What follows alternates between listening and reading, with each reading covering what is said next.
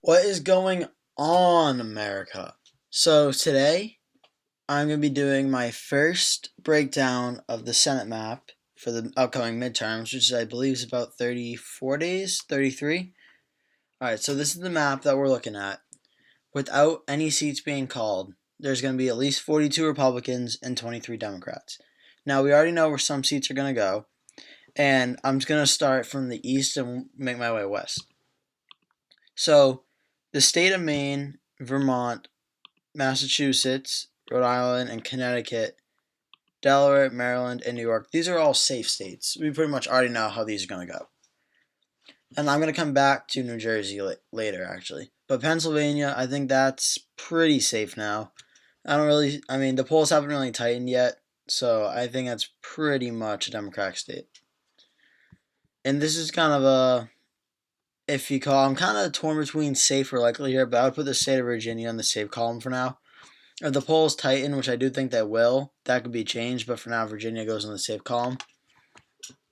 Also, the state of Michigan will go in the safe column, and the state itself, the Amy Klobuchar race in Minnesota, will go in the safe column. We're going to be coming back to the special election, too. And going across the rest of the country, I'm just going to do in the Democratic states for now. Hawaii will be a safe Democratic state, New Mexico as well as California and Washington. So that leaves about 39 safe Democratic seats. And now we're going to go to the safe Republican seats. So the safe Republican seats are in Utah, Wyoming, Nebraska, and both of Mississippi's races. So now, after that, there's going to be at least 39 Democrats and 47 Republicans with 14 toss-up states remaining. So, of these states, what do we know from here? Well, we know Wisconsin is in the likely Democrat column, as well as a Minnesota special. That's also in the likely column. And at this current stage, Ohio is also in the likely Democrat column. The polls haven't tightened there either, so that's pretty much a given for now.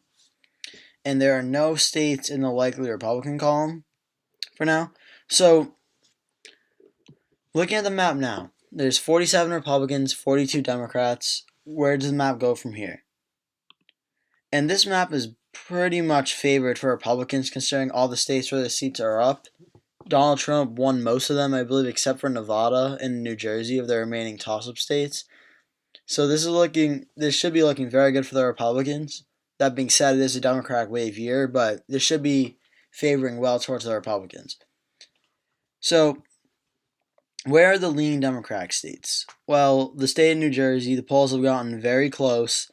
I believe there's a poll out between Bob Menendez and Bob Hugin, which had them in between a 2% race. So while Menendez is still ahead, and there are a few other polls that came out that shows Menendez starting to widen his lead a little bit, it's still under. Menendez doesn't have a 50% lead.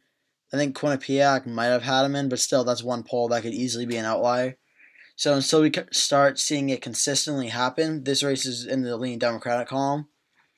West Virginia is in the leaning Democratic column as well, because this is before the Judge Kavanaugh vote, but I do believe Manchin will vote with the GOP in nominating Kavanaugh, and I do think that will definitely help him out in this race.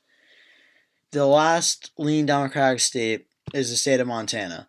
Now, it's gotten closer in Montana. The GOP candidate, Matt Rosendale, has closed the gap and made it closer.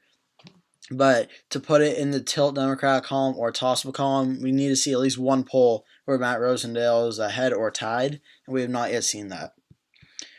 And we do have two states in the lean GOP column. The first one is North Dakota with a new poll out showing Kevin Cramer beating Democrat Heidi Heitkamp by 10%. And Heitkamp, the Democrat, is the incumbent. That's pretty much a lean GOP state. And the state of Texas. Texas is a very interesting one. Any other year, usually it would not be this close. But given the fact that it's a Democratic wave year, Ted Cruz isn't the most liked Republican or liked senator in the country, but he's still popular in the state of Texas. It's going to be very, very competitive, and it's really hard to say how it's going to go. Of the remaining states, these are pretty much the ones going into Election Day we're really kind of not sure about. They pretty much are toss-up states, and some of them we might have a direction on which way they're leaning, but they're pretty much toss-up state.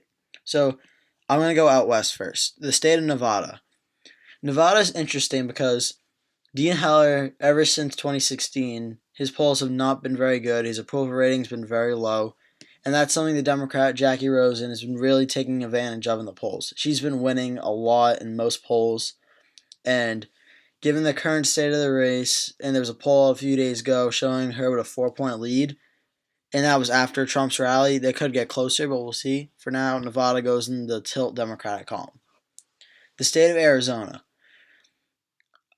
I'll be honest, I was going to make a video just dedicated to Arizona alone, but I figured in my luck I'd make a video about how Arizona's going one way, then there'll be a poll the next day to totally contradict that. So I'll just do it now. But Arizona, I have no idea what's going on. Like, after the primary, Kirsten Sinema led in every single poll. Then after the primary, Martha McSally led in the first two. And everyone thought that Martha McSally, the Republican, was going to win because it was going back in her column. And now, like a month later, Kirsten Sinema is back to winning every single poll again. While it's still within a 4% margin, which is technically within the margin of error, showing the race is tied, it's usually a key indicator that if a swing state of Arizona, which has a history of always voting Republican, and we call it a swing state, we haven't seen a Democrat win at the Senate, governor, or president level yet for a long time. So it's still technically a Republican state until the Democrat wins, at least in my view it is. But just given the polls in the scenario, Kirsten Sinema was on track to win, and unless polls change going up to election day, it's hard to argue that she probably will win within 1 to 2%. Now things can change for about, as I said, 33 days out. Things can definitely change, but for now it's hard to say. And on to the state of Missouri. So I made a video on the state of Missouri about maybe a month to 2 months ago now.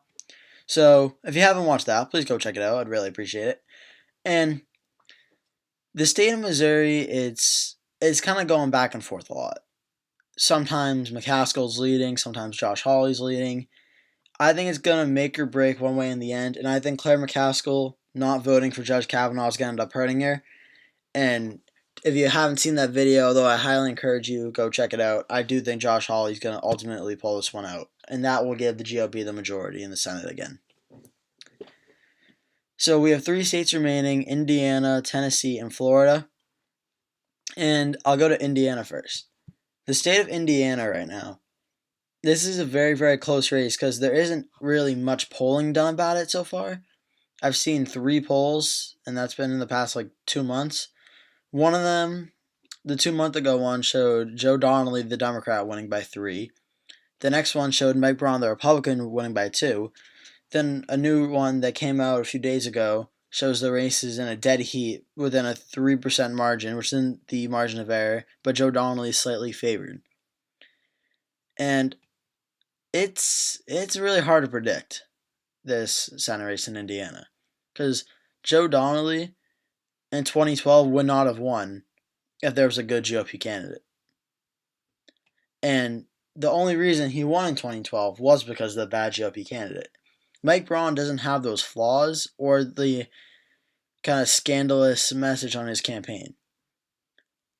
But then again, Joe Donnelly isn't really unpopular. I mean, it's not going to be easy. If Joe Donnelly wins, it's going to be within 2%, my guess would be, but it's close. This race is definitely close. And in that poll, I believe it was 44% Donnelly, 41% Braun. And I think a third-party candidate was taking 3 or 4%. And there's a lot of undecided vote. And that third-party candidate vote sometimes it breaks one way or the other in the end, just like how Trump beat Hillary. So Indiana is tough to call. I think Indiana is one I'm going to be changing my mind on probably a day before the election.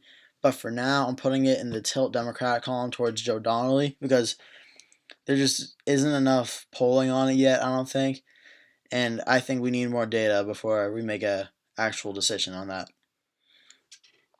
So I'm going to go to the state of Tennessee now because I want to do Florida last because that's what I want to talk about the most. Tennessee, I have no idea what's going on there. No idea. If you look at the Real Clear Politics average for the state of Tennessee, it's literally tied. I believe it's either 45 to 45 or 46 to 46. But either way, Marsha Blackburn, the Republican, and Phil Bredesen, the Democrat, are tied statistically, and this is going to be a nail biter. Whether you're a Republican or a Democrat, Tennessee might keep you up all night because we have no idea which way this one's going to go. And it's funny. When I was getting ready, I started production on the election night video. Then a lot of these polls came out. Now I'm kind of rethinking some of these races. Like in my original video, I had the Republicans winning in Arizona and Indiana. And I'm sort of rethinking that now. And so I may need to edit that. I may not. I may wait for more polls to come out. I'm not sure yet. But Tennessee, I think I had Marsha Blackburn, the Republican, winning by like 1% or 2% or something like that. And that was about a month ago I did that data, so now things have definitely changed. I have no idea which way Tennessee is going to go, which is why I'm leaving that one in the pure toss-up column. So 50 Republicans, 48 Democrats, down to Florida.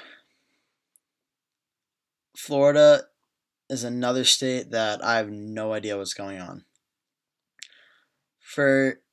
Ever since before Rick Scott, or when Rick Scott announced he was going to run for Senate, Bill Nelson was leading consistently.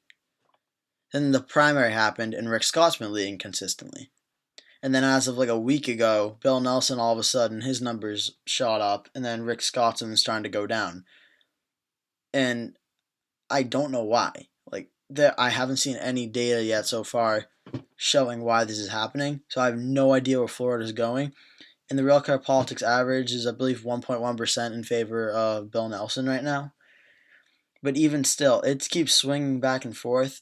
I gotta leave Florida in the pure toss-up column because I don't know which way it's gonna go. I really don't. Florida and Tennessee, for me, honestly, I know I talked about Indiana a little bit too, but I think Florida and Tennessee I'm more unsure about than I am about Indiana. Because Indiana, it's conflicting data, but there was at least one relevant poll. Florida, there's relevant polls and recent polls, but they keep going back and forth. It's really hard to keep up with. So for now, I'm probably going to try to do another prediction video maybe sometime next week, but for now we have 50 Republicans holding the majority to 48 Democrats with 2 states in the pure toss-up column. Thank you for watching. If you enjoyed the video, please leave a like, please subscribe for more content, and be on the lookout for election night coming soon.